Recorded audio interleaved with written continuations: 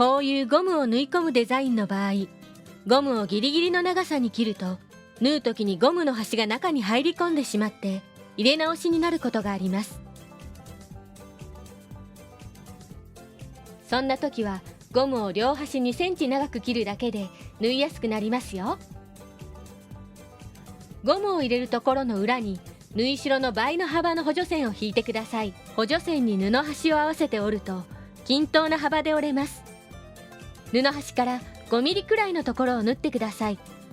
待ち針は押さえの手前で抜いてください。待ち針の上を縫うと待ち針が曲がるし、待ち針にミシン針が当たるとミシン針が折れて飛ぶことがあります。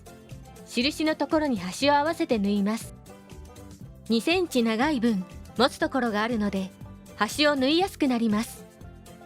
表に見えないように端から5ミリのところを縫います。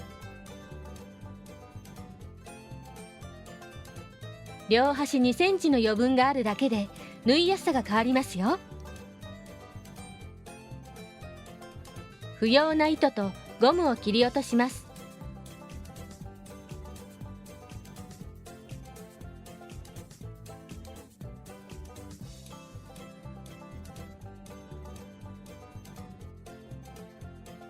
この袖の場合、上側にギャザーを2本寄せます。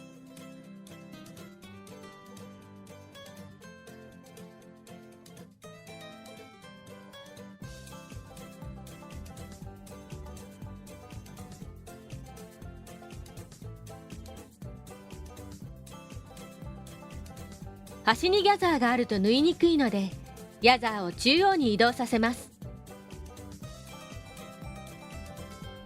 表が内側になるように半分に折ります。待ち針を刺して縫ってください。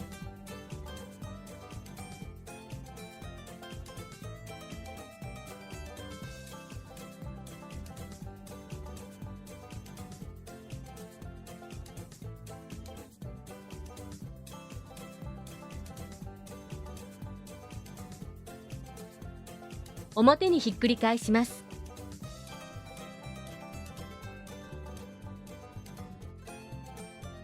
ギャザー縫いした下糸、ボビン側の糸を引っ張ってください。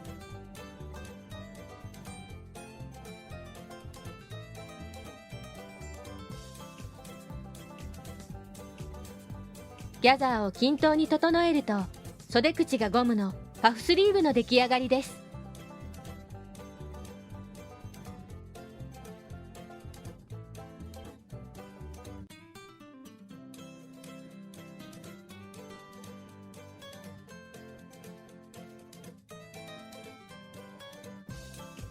もっと手作りのことを知りたい、いろいろ作りたいという方はこのチャンネルをフォローしてね。